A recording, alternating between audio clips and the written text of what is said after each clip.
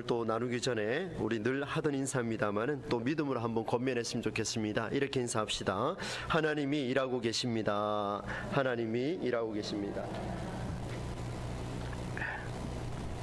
네, 오늘도 말씀을 통하여서 하나님의 일하심이 여러분에게 또 세밀하게 나타나는 은혜가 있기를 주의 이름으로 축원합니다. 네, 지난 주에는 우리가 솔로몬의 전도서 10장을 통해서 우리에게 무엇을 말하고 있는가를 좀 살펴봤습니다. 그런데 그 내용을 보니까 조금 황당했습니다. 왜냐하면 솔로몬이 여러 가지 상황을 많이 봤겠지만 그날도 이렇게 말했습니다. 내가 큰 재난을 하나 또 봤다, 이렇게 표현하고 있습니다. 재난이라는 말은 함부로 쓰는 단어가 아니지요. 엄청난 환난을 겪었을 때 감당할 수 없는 한계, 바로 그 한계를 넘어선 일들이 벌어졌을 때 사용하는 단어가 재난이었습니다. 그래서 영어 표현으로는 디제스터라는 표현을 써서 디스와 에스터, 별이 없는 상태, 항해를 하고 있는 그 항해사들이 별을 보고 이제 그 목적지를 달려가게 되는데, 별이 없는 상태라고 하면 항해하는 선원들은 그야말로 그냥 죽는 것과 같다라는 말씀을 드리게 되었죠. 그런데 이 재난이 어디에서 나타났냐 하면 지난주 말씀에 근거해서 보게 되면은 주권자의 허물에서 나타났다, 이렇게 표현하고 있습니다. 힘을 가진 자, 권력을 진 자, 영향력을 끼칠 수 있는 어떤 지도자들을 향해서 보니까 그 모습을 보니 재난이다, 이렇게 표현했습니다.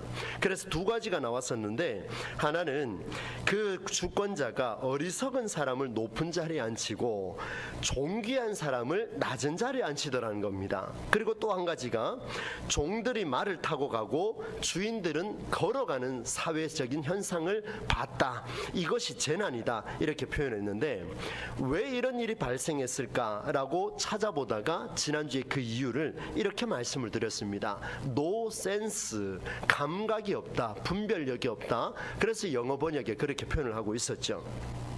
여러분, 감각이 없다, 분별력이 없다라는 것은 무슨 말이었냐면 살아가면서 얻은 삶을 삶에 대해서 움직이는 무언가가 있다는 겁니다. 지금까지 경험해왔던 라이프 스타일이 있을 텐데 여기 계신 모든 분들이 각기 다 다를 겁니다. 그런데 그 라이프 스타일을 보니까 그 라이프 스타일을 움직이고 있는 뭔가 힘이 있는데 보니까 그게 각 개인이 가지고 있던 욕심이었다, 그렇게 말씀을 드렸죠. 욕심을 중심을 두고 세상을 보게 되면 나에게는 센스입니다. 감각이 있지요. 그런데 내가 욕심을 가지고 다른 세상을 바라보게 되면 다른 세상들은 내 욕심에 만족하지 못하기 때문에 센스가 없는 거죠. 그래서 노 센스, 이렇게 표현을 했습니다. 그런데 희한하죠. 놀라운 점은 우리가 말하고 있는 그 노 센스, 나를 제외한 센스 없는, 그 감각이 없는, 분별력이 없는 그 세상 속에 나도 살아가고 있더라는 거예요. 그럼 나도 감각이 있는 게 아니고 나도 감각 없는 겁니다. 맞지요, 그죠 여러분? 솔로몬이 이 사실을 우리에게 말씀해 주었습니다. 내 삶의 중심에 지혜가 아닌 욕심이 채워진 상황, 그것이 바로 재난이다, 이렇게 표현을 했습니다. 정말 나를 갈아야 할 사람이 나인 줄 모르고 나를 열심히 갈고 오늘도 헌신하고 최선을 다해야 할 이 최성수인 줄도 모르고 다른 이에게 그것을 요구하고 있다면 바로 솔로몬이 경고하고 있는 메시지였죠. 10장 1절 말씀인데요. 여러분, 10장 1절 말씀 우리 같이 한번 읽어보겠습니다. 시작. 죽은 파리들이 향기름을 악취가 나게 만드는 것 같이 적은 우매가 지혜와 종귀를 난처하게 만드느니라. 무슨 말입니까? 죽은 파리 한 마리가 향기름에 악취가 나게 만드는 그 일이다 라고 이렇게 표현을 하고 있었습니다. 내가 나 혼자 센스 있다라고 말하는 게 아니라 그 노 센스 안에 나도 갇혀 있다라는 사실을 기억해서 내 욕심이 아니라 지혜로 내 삶을 바꾸어가는 그런 삶이 우리에게 필요하다라는 것을 말씀을 통해 살펴봤습니다. 이제 오늘 10장 후반부로 이제 넘어가게 되는데 첫 구절부터 강한 메시지가 눈에 들어옵니다. 여러분, 12절 말씀을 제가 그 세 번역으로 여러분 한 말씀을 좀 드리려고 합니다. 한번 들어보십시오. 지혜로운 사람이 하는 말은 그 말이 다시 돌아올 때 덕이 되며, 무슨 말인지 이해되시죠? 지혜로운 사람이 말을 했습니다. 그런데 그 말이 나에게 돌아올 때는 덕으로 돌아오더라는 거예요. 그리고 어리석은 사람이 하는 말은 그 말이 돌아와서 덕이 아니라 나를 망하게 하더라는 겁니다. 지혜로운 사람의 말은 나를 덕이 있게 만들지만 어리석은 말은 나를 망하게 한다, 이렇게 표현하고 있어요. 영어 번역이 참 이 전도서를 보면서 참 저에게도 유익이 되는데요. 여러분, 영어를 표현을 좀 제가 몇 번 써서 좀 죄송합니다만은 이렇게 표현하고 있습니다. 당신이 sensibly, 감각 있게 말한다면 you will have friends, 이렇게 돼 있습니다. 이게 뭐냐 하면, 지혜로운 사람이 sensibly하게, 감각 있게, 지혜 있게 말을 하면 사람을 얻을 것이다, 이렇게 표현하고 있습니다. 여러분, 덕을 누린다는 게 무슨 말인가 하면 사람을 얻게 될 것이다, 이런 표현이에요. 그런데 어리석은 사람, foolish, 이렇게 돼 있는데, 이 어리석은 사람은 어떻게 하냐면 you will destroy yourself, 이렇게 돼 있습니다. 무슨 말입니까? 다른 사람과 상관없이 네가 어리석은 말하면 네 스스로 망한다, 이 말입니다. 저는 영어 번역이 더 정확하다고 생각합니다. 여러분, 갔다가 돌아오는 게 아니고요, 덕스러운 말은 갔다가 돌아올 때 무엇을 하냐면 사람을 만들더라는 거예요. 내 주위에 사람이 생긴다는 겁니다. 그런데 어리석은 말을 하면 내 주위에 사람이 없을 뿐더러 나 스스로 망하게 하는 것이 이 지혜다. 이 오늘 12절 말씀에 등장을 하고 있습니다. 여러분, 이 사실을 기억을 하고 이제 좀 따라오시면은 충분히 우리가 감당을 할 수 있을 것 같습니다. 자기 욕심이 그의 말과 행동의 중심이 있으면, 이 최성수 목사가 저의 말과 저의 행동의 중심에 내 욕심이 있으면 당연히 자기를 위한 말과 행동을 할 수밖에 없겠죠. 그리고 다른 이들을 욕심을 채우는 수단으로 사용할 수밖에 없습니다. 그 결과는 정말 끔찍합니다. 사람을 잃어버립니다. 사람을 얻을 것 같지만 그렇지가 않습니다. 사람을 잃어버린다, 그렇게 말씀하고 있습니다. 사랑하는 여러분, 저는 목회를 하면서 참 이런 분들을 많이 만나는 것 같습니다. 여러분 스스로에게도 한번 질문해 보시기를 바랍니다. 여러분, 덕이 없는 사람이 많습니다. 무슨 말입니까? 그 사람이 덕스럽냐 덕스럽지 않냐 이게 아니고 그 주변에 사람이 없는 사람이 굉장히 많습니다. 저를 포함해서요. 신앙생활도 자기 욕심을 위해 하는 사람이 많습니다.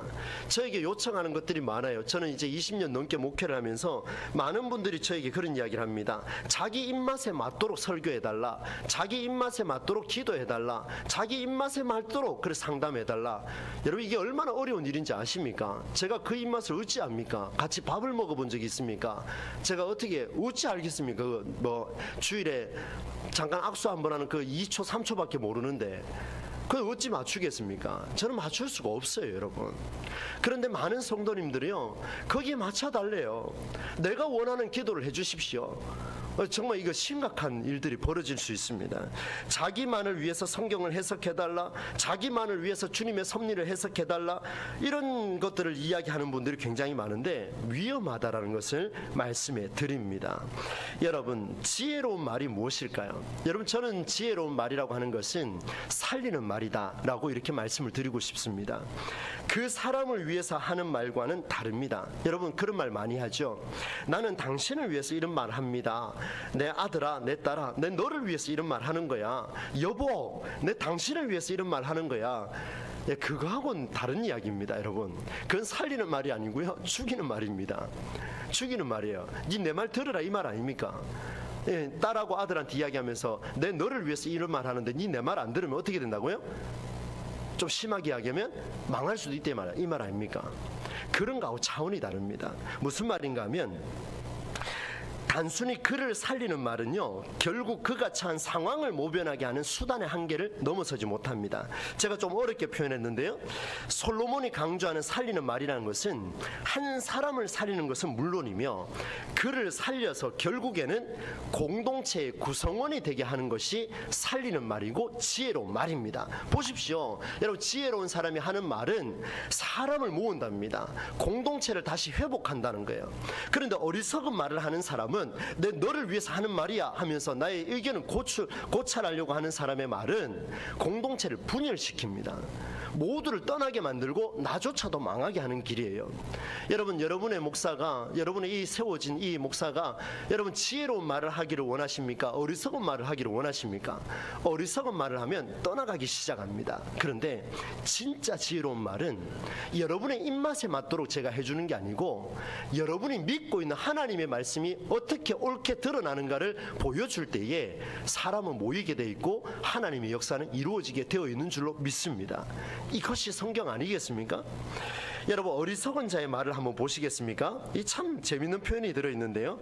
어리석은 자의 말은요, 어리석음에서 시작해서 어리석음으로 끝이 납니다.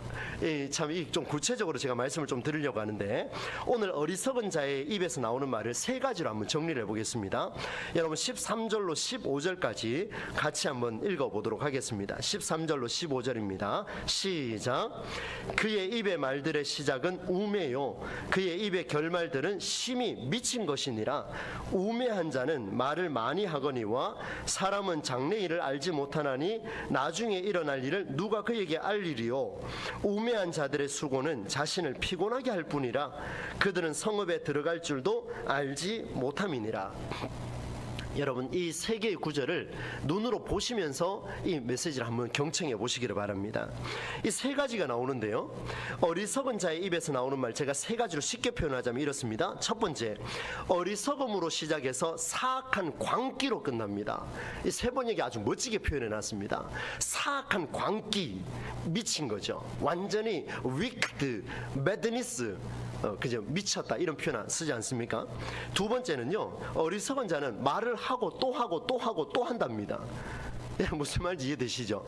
그 다음 세 번째는, 이런 사람은 일을 해도 피곤해 죽을 것 같습니다, 이렇게 표현하고 있어요. 이제 세 가지를 한번 구체적으로 한번 보겠습니다. 여러분, 어리석은 자의 입에서 나오는 말은 결국 자기의 말을 관찰하기 위해서 쓰기 때문에, 어리석음에서 출발해서 후에는요, 그것을 관찰하지 못하면 어떻게 변하느냐면 사악한 광기가 일어납니다. 이런 광기를 보이는 사람들 많이 만나보셨습니까? 집에 그런 사람 없죠, 그죠? 있으면 큰일 납니다. 웃으시라고 말씀드렸는데 심각하게 쳐다보시면 안 됩니다. 우리 교회도 그런 사람 없지 않습니까? 어리석음에서 출발했는데 자기 의견을 고찰하기 위해서 수도 없이 이야기하는데 나중에 안 들어주니까 어떻게 됩니까? 뚜껑 열려버리는 거예요. 막 발악을 하는 겁니다. 여러분, 그게 지금 사악한 광기입니다. 이게 영어 표현을 해서 이렇게 표현하고 있습니다. with disaster, 재난을 가져오는 사람이다, 이렇게 표현하고 있습니다. 심각하지요. 자기가 원하는 욕심에서 벗어나지 못하면 끝내 광기로 그 끝이 나는 일이 많습니다. 솔로몬이 이런 사람들을 많이 본 것 같습니다. 여러분, 저는 앞서서 이런 말씀을 드렸죠. 지혜로운 말을 하는 사람은 살리는 말을 하는 사람이다. 그것은 그로 하여금 공동체 구성원으로 다시 들어오게 하는 그 살리는 말이다, 이렇게 표현했습니다. 그런데 어리석은 자의 말은 그렇지 않습니다. 공동체 안으로 들어가기 싫다는 거예요. 공동체는 이런 것을 이야기하고 있지만 나는 광기를 부려서라도 나는 거기에 들어가지 않는다. 이게 첫 번째고, 두 번째는 내가 광기를 부려서라도 당신들 전부 다 내 의견에 고찰하도록 내 편 만들 것이다, 이렇게 되는 거예요. 여러분, 우리 교회에 이런 성도들이 있으면 큰일 납니다. 목사가 그래 되면 더 큰일 나고요. 심각해지는 일이 벌어지지 않겠습니까? 여러분, 가정에 이런 사람이 있으면 안 됩니다. 정말로 큰일 나겠죠. 광기 부리는 사람들의 굉장한 특징이 뭐냐면 바로 이런 모습이라고 볼 수가 있겠습니다. 이런 사람들에게는요, 양보도 필요 없습니다. 사랑도 필요 없습니다. 인내도 필요 없습니다. 어떤 것으로 접근을 해도요, 듣질 않아요. 제가 이런 말씀드린 이유가 있습니다. 제가 목회하면서 하도 이런 사람들을 좀 들어 봐가지고요, 이래 설득해도 안 되고 저래 설득해도 안 됩니다. 뭐 상담을 해도 안 되고요, 성경으로 권면해도 안 되고요, 결국에는 수도 없이 말을 하고 말했지만 돌아오는 건 뭐냐면 자기 할 말만 합니다. 그래서 그런 분 만나면 되게 힘들어요, 저는. 그래서 앞으로도 그런 분들은 우리 교회 없으리라 생각을 하고 저는 목회를 할 생각인데, 여러분 한번 보십시오. 양보가 무슨 소용이 있겠습니까? 사랑, 인내, 성경의 지도 전부 다 안 받습니다. 이런 자들이야말로 향기름을 악취가 나게 하는 죽은 파리들의 모습과 같겠지요. 지혜와 종기를 난처하게 만드는 그런 신앙의 모습은 잠시라도 틈을 주면 안 됩니다. 여러분, 그런 에베소서 4장 말씀을 기억하시겠습니까? 마귀에게 어떻게 하라 그랬습니까? 틈을 주지 말라. 한번 따라서 합시다. 마귀에게 틈을 주지 말라.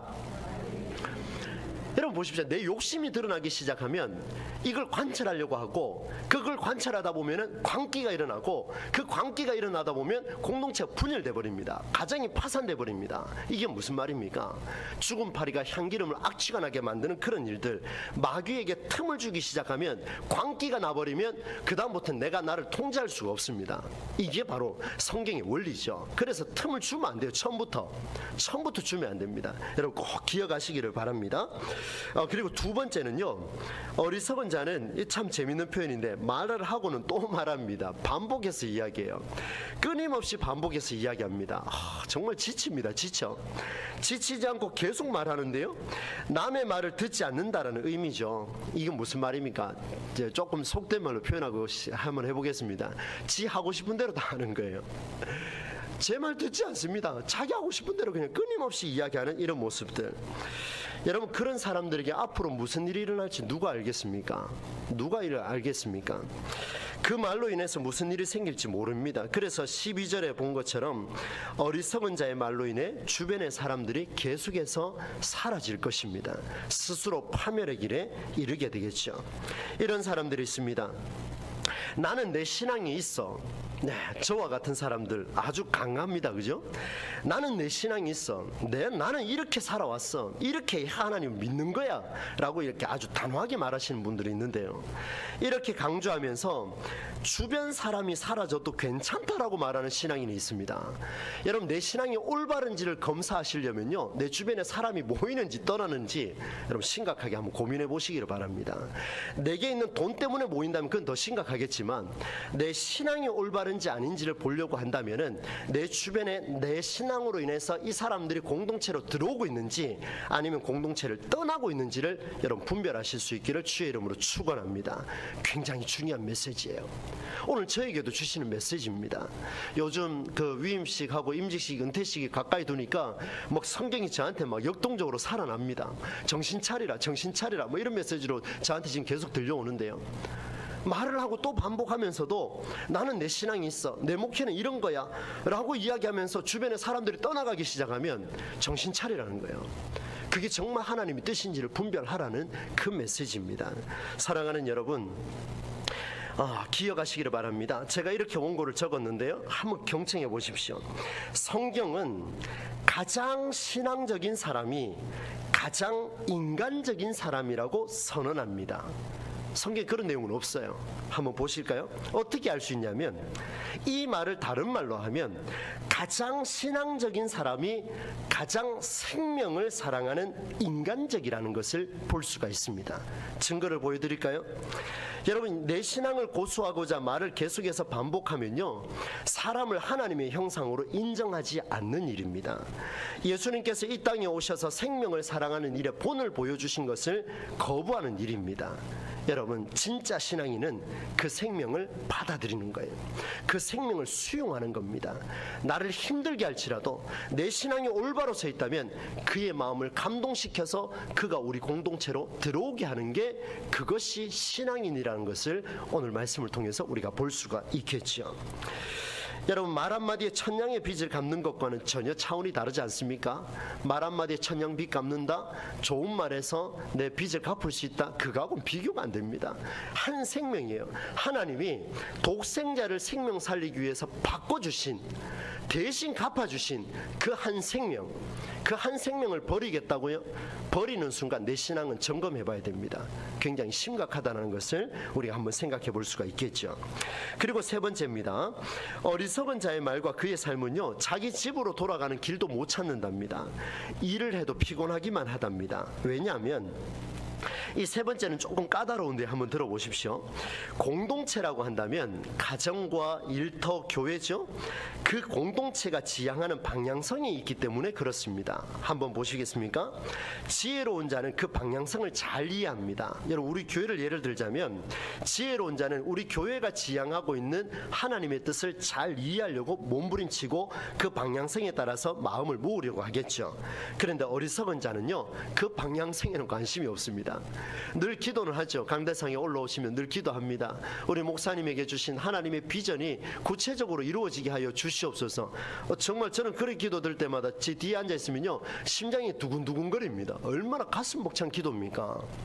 이 죄 많고 허물 많고 죄 덩어리인 저의 이 목회 비전을 통해서 하나님 역사하시겠다는데, 여러분, 그런 기도는요, 저를 막 긴장하게 만드는 그런 기도입니다. 가슴 벅차요. 그런데 희한하죠. 내려가시면 목회 비전을 이야기하면 안 들어요. 안 들어. 이게 무슨 일입니까? 이런 이상하지 않습니까?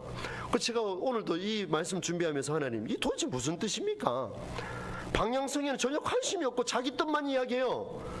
전화 오고 찾아오고 자기 할 말만 하고 돌아가요. 그 제가 비전을 이야기하려고 하면 바쁘대요. 전화 끊어야 된대요. 와, 이거 정말 이런 일이 우리 안에 지금 일어나고 있다는 거. 여러분, 과거에 우리 교회뿐만 아니고요, 이미 저는 다른 교회에서 너무 많이 겪고 왔습니다. 이게 무슨 말입니까, 여러분? 일에 즐거움이 없습니다. 여러분, 어리석은 자는요, 일에 즐거움이 없어요. 오로지 자기 뜻만 생각하니까, 내 것만 고수하고 있으니까 일이고 뭐고 간에 재미가 없습니다. 여러분, 교회 헌신해 보십시오. 내 뜻만 고집하면요, 일이 괴롭습니다. 식당에서 봉사하실 때요, 내가 원하는 그 레시피를 가지고 이런 재료를 써야 된다. 제가 요리를 잘 못하니까 이런 얘기 하는 겁니다. 오해 없이 들어주시기를 바랍니다. 그것만 고수하다가 옆에 사람 자꾸 떨어져 나가는 거 보지 못하면요, 얼마나 힘듭니까? 주변의 사람 다 떠나버리고요. 맞습니다, 여러분. 제가 목회를 하면서 그런 걸 참 많이 봤습니다. 여러분, 이렇게 질문을 한번 던지겠습니다. 여러분의 가정은 무엇을 지향하고 있습니까? 한 개인의 방향성을 모두에게 고수하고 있다면 다시 한번 생각해 보시길 바랍니다. 아버지로서, 어머니로서의 방향성을 고수한다고요? 심각합니다. 여러분, 2024년도를 제가 달력을 계산해 보니까 이제 6주밖에 남지 않았습니다. 얼마 남지 않았어요. 주수로 하면 6주고요. 이제 한 달채밖에 남지 않았습니다. 우리 동부 제일교회는 무엇을 지향하고 있습니까? 여러분, 저에게도 묻고 여러분에게도 묻습니다. 성도 한 사람, 목사 한 사람 자기만의 방향성을 모두에게 고수하고 있다면 우리 교회의 미래는 흐려질 수밖에 없습니다. 정말입니다. 다시 생각해 보십시다. 가정에 들어가도 교회 와도 피곤합니까? 자기 뜻을 고수하기 때문에 그렇습니다. 그렇다면 나는 누군가의 방향성을 따르거나 아니면 내 것을 고집하고 있을지도 모른다라는 사실을 오늘 말씀을 통해서 한번 고민해 보시기를 바랍니다. 만일 우리가, 여러분, 이건 저에게도 이야기를 했습니다. 우리가 정말로 고집해야 할 것이 있다면 내 뜻이 아니라 그것은 성경의 생각만이라는 점을 잊지 않으시기를 축복합니다. 말과 행동, 무슨 일을 할지라도, 무엇을 결정할지라도 그것이 성경의 생각인지를 물어보고 이것이 하나님의 뜻인지를 물어보고, 여러분, 오늘 그 새벽기도 설교 때도 제가 원고는 안 썼습니다. 말씀을 좀 드릴게요. 그 제사장이 판결 흉패를 가슴에 붙이고요, 그 안에다가 우림과 둠밈이라고 하는 돌 2개를 넣어 놓습니다. 이게 무슨 말입니까? 중대사가 생겼을 때 제비뽑기를 해서라도 하나님의 뜻을 물어서 하고 싶다라는 뜻입니다. 얼마나 귀한 일입니까? 그런데 우리는 하나님의 뜻을 묻고 있습니까? 정말 묻고 있는지는 스스로가 너무나 잘 알 것입니다. 하나님의 생각인지 성경의 뜻인지 성경의 생각인지 물어보고 그것에 따라서 우리가 움직여 나갈 때에, 지금은 고난 중에 있고 지금은 십자가의 고통이 있다 할지라도 지난 주일 말씀처럼 내일은 우리에게 회복이 일어나고 치유가 일어나고 부활의 역사가 일어나게 될 줄로 믿습니다. 이것이 믿음이에요. 이것이 신앙이에요. 성경이 주는 우리의 은혜입니다. 이렇게 우리는 어리석은 자의 모습을 3가지로 살펴봤습니다. 이 말씀이 나에게 무엇을 말씀하시는지는 각자가 주님 앞에서 한번 물어보시기를 바랍니다. 이제 솔로몬은 이런 내용을 바탕으로 해서 이제 하나를 더 보게 될 텐데요, 때와 시기에 맞는 삶이 얼마나 중요한지를 결론에 단락에 16절로 20절까지 말씀을 기록하고 있습니다. 내용이 이렇습니다. 한번 저를 보시면 될 것 같습니다. 어린 왕이 즉위했습니다. 왕이 왕위에 올랐어요. 근데 나이가 되게 어려요. 그런데 대신들이죠, 신하들, 충신들인데 이 신하들이 아침부터 잔치를 벌이기 시작했습니다. 그리고 술을 마시고 난리가 난 거죠. 그런데 이 모습을 보니까 솔로몬이 뭐라고 이야기하냐면, 그 나라는 망할 것이다, 이렇게 이야기합니다. 여러분, 어린 왕이 즉위를 했다 할지라도, 10살 채 안 되는 어린 아이가 즉위를 했다 할지라도 그는 왕입니까, 어린 아이입니까? 여러분, 한번 답을 해보십시오. 어린 아이입니까, 왕입니까? 대신들에게 눈에 봤을 때는 어린아이입니까, 왕입니까? 왕이지요. 왕입니다. 그러면 여러분, 대신들이 할 역할이 뭡니까? 저 어린 거 저기 뭐 알겠노, 이게 아니고요. 그 어린 왕을 왕위에 올렸다면 이 어린 왕을 어떻게 도울 수 있을지 생각해야 되는 거 아닙니까? 이 어린 왕을 어떻게 하면 살려낼 수 있을까? 이 어린 왕이 왕정을 펼칠 수 있는 그 시간까지 우리가 어떻게 하면 저 왕이 왕 노릇을 할 수 있을까? 아침부터 술 마시고 노는 게 아니고요. 노는 게 아니고 그 왕을 위해서 무엇을 할 수 있을까? 이게 우리 고민이 돼야 되지 않겠습니까? 맞습니다, 여러분. 이 솔로몬이 이 본인이 지금 왕위를 겪으면서 막 했던 생각들을 지금 다 정리하고 있는 그런 모습입니다. 그러면 우리가 어떻게 해야 될 것이냐? 이 충신들을 볼 때 때와 시기에 따라서 일을 해야 된다는 것을 보여줍니다. 이렇게 정리를 해보겠습니다. 이 대신들은요, 그 어린 왕에 대해서 이전보다 훨씬 더 충신들이 돼야 됩니다. 두 번째는 어린 왕이 성장해 가면서 충신들은 나이가 더 들지 않겠습니까? 예, 올해도 이제 우리 장로님 두 분이 이제 은퇴를 하시는데, 제가 그 임직식 은퇴식 이렇게 순서지도 만들고 참 요즘 좀 정신없이 사는데요. 깨알같이 이렇게 막 순서 적어가면서 노예하고 소통하고 이렇게 해보는데, 올해 6분 은퇴하시는데 마음이 제가 살짝 복잡해졌습니다. 이 은퇴 안 하면 안 될까 이런 생각이 좀 들 정도로, 건장하시잖아요. 우리 다 건장하세요. 얼마든지 지금 자리를 지킬 수 있는 분들인데, 그런 생각이 들었습니다. 지금 은퇴를 앞두고 있는 사람, 10년 앞두고 있는 사람, 20년 앞두고 있는 사람, 저도 나이가 들어가고 이분들도 나이가 들어갈 텐데 거꾸로 되지는 않는다는 이야기입니다. 맞지요? 제가 10년 뒤에 되면 여러분은 10살을 더 올라가지 않습니까? 제가 20년이 돼버리면 어떡합니까? 상상도 안 하고 싶습니다. 그런 상상은. 할 수 있으면 거꾸로 되는 것도 괜찮을 것 같긴 합니다. 여러분, 저는 헌신하다 그래 주님 부르시면 먼저 가면 되잖아요. 그런 마음이 들더라고요. 이게 무슨 말입니까? 여러분, 이 솔로몬이 이야기하는 어린 왕이 성장해 가면서 충신들도 노년에 이르게 됩니다. 나이는 변화가 없고 그대로 올라가게 되어 있습니다. 그러면 이 왕이 나이가 들었을 때 이 대신들을 어떻게 보겠습니까? 자기를 괴롭혔던 사람이나 나를 왕위에 버려놓고 이 사람이 하루 종일 술만 마시고 있던 대신들이라 생각하면 왕이 어떻게 하겠습니까? 기가 막힐 거 아닙니까?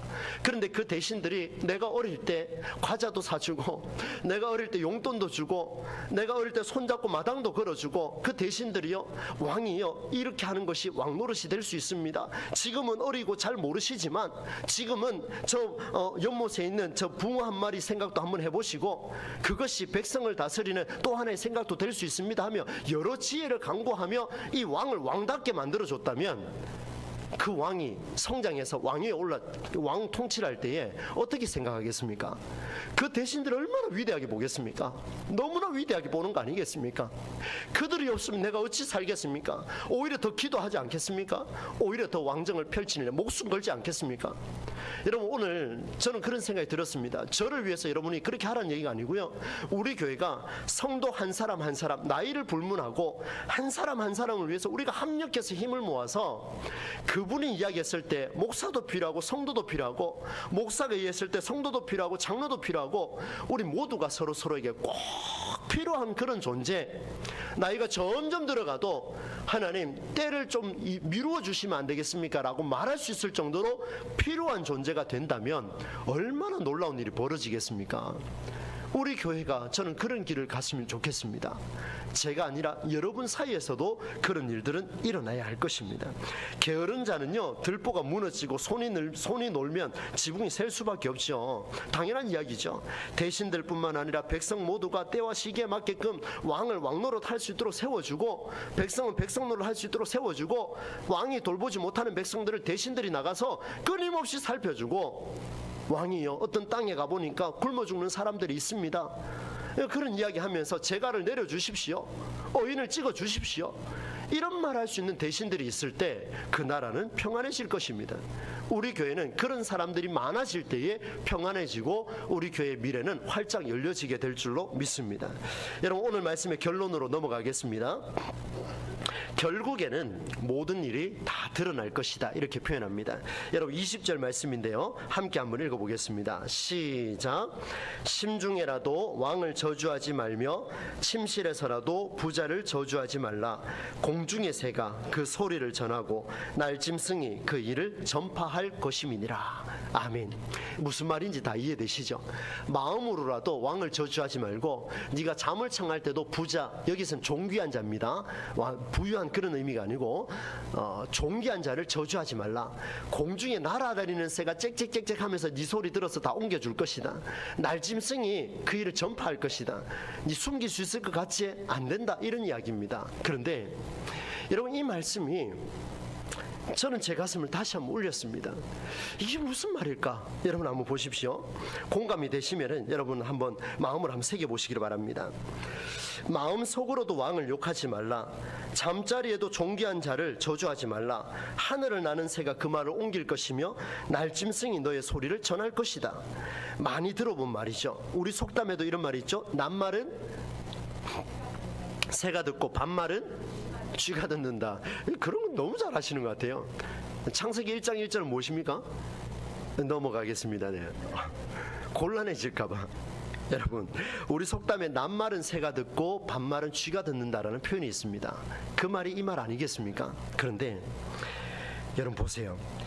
아무리 비밀스럽게 한 말이라도 결국은 남의 귀에 들어가게 된다는 이야기거든요. 그런데 한번 생각해 봅시다. 내 말과 내 행동을, 내 마음에 있는 소리를 내가 믿는 신, 바로 살아계신 하나님이 아신다라고 하면 받아들일 수 있지만, 제가 오늘 잠언 16장 1절로 3절 말씀을 제가 기원기도할 때 여러분에게 봉독한 이유가 있습니다. 마음의 경영은 사람에게 있어도 말의 응답은 누구에게 있다?